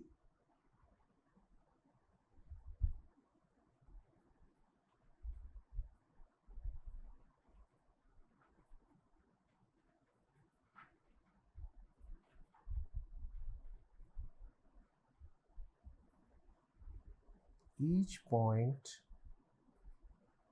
there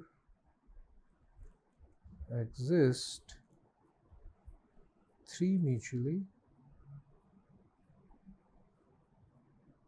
perpendicular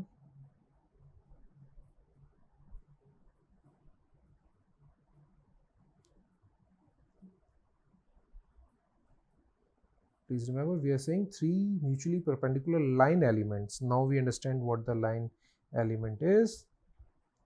That remains perpendicular even after the body is deformed.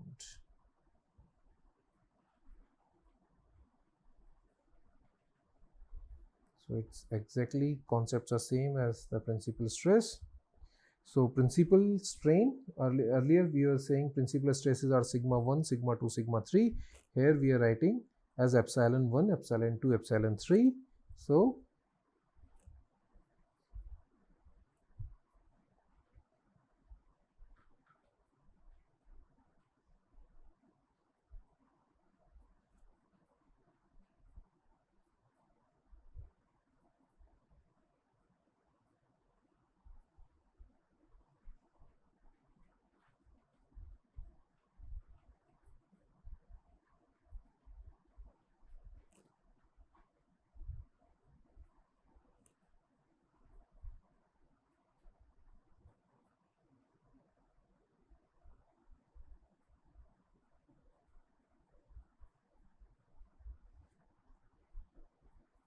and since we are drawing the same analogy, we'll write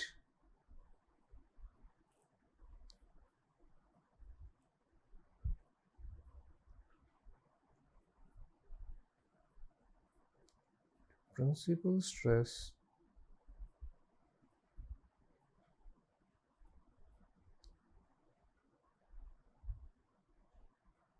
principal strain can also be determined by, we'll just take the equate the determinant that we are using as 0, so let's write it out. Earlier we are writing sigma, we are writing now epsilon here. Everything else remains the same.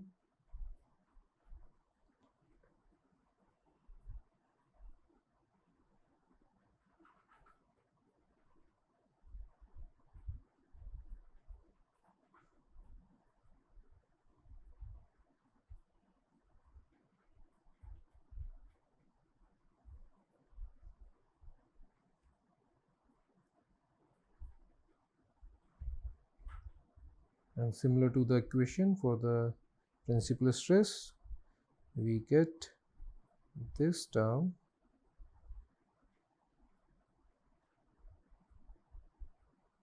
epsilon minus I3 with all stress invariant, strain invariants, right?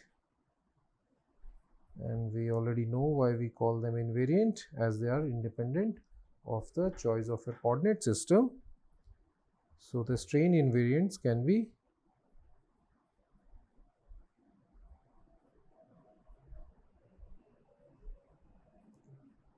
given by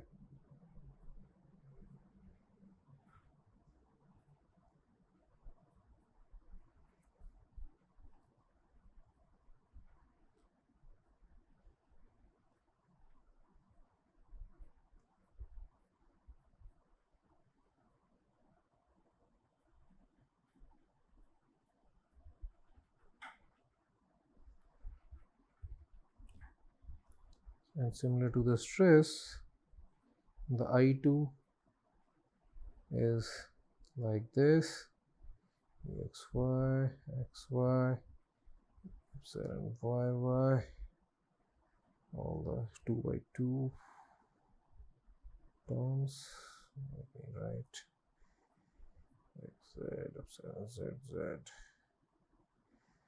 plus epsilon yy, epsilon yz, yz, epsilon z, zz or zz, right? And I3 is the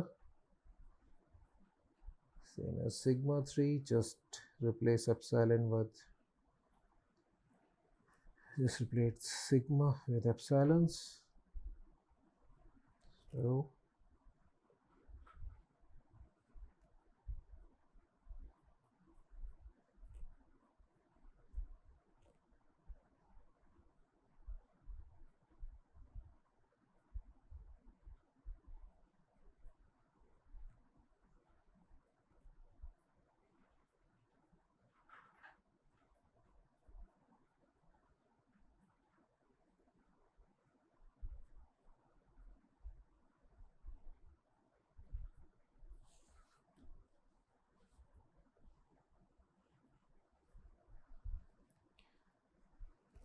and last thing that we are going to relate the principal strains and the direction cosines. So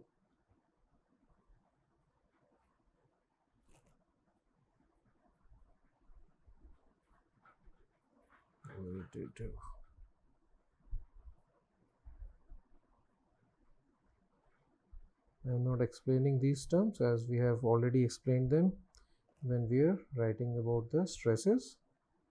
So the session before it you can see again if you have missed.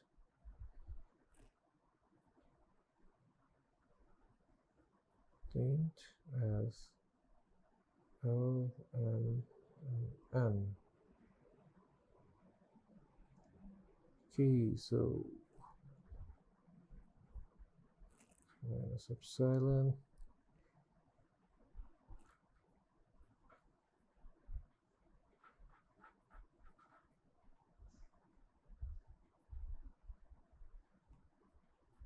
So if you remember this, solving any problem will not be difficult, and you don't have to remember the equations, just remember the concepts, because these are the easy.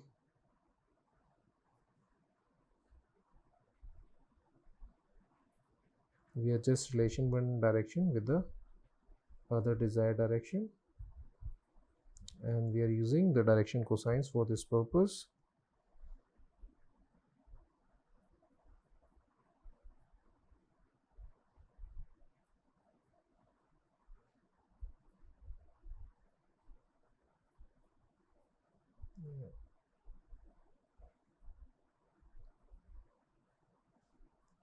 And the last relation is extremely common, but I would like you to remember this.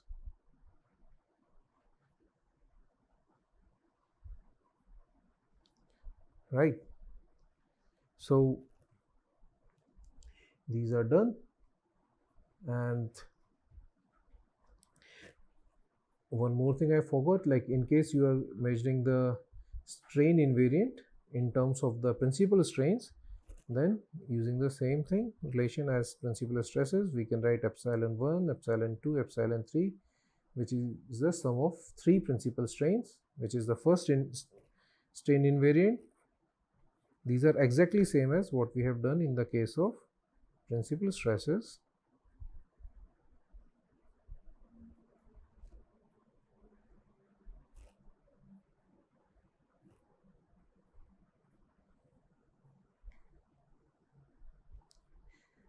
Okay, so now we have covered the different types of strains, and please remember guys, the conditions which are present in the material will definitely, and they do control the mechanism by which the material is going to fail. Let's say if you are studying the fracture, whether the condition in front of your crack front is plane stress or plane strain, it will determine whether the crack will follow a brittle path or a ductile path of failure, that we are going to see later in the course. So how the stresses are generated, how the strains are generated, how they are related to each other, and how they are present in the body, on what location, whether they are beyond certain threshold or not, will definitely determine how the material is going to behave and fail. So with this, we would like to conclude the today's class, and we'll see you in the next class. Till then, I hope you guys are brushing up your concepts, and in case you forget, please revisit the earlier classes. Links are given below in the description. So with this, I would like to thank you guys, and if you have any questions, please write in the comment section and I will promptly reply to them. With this, thank you.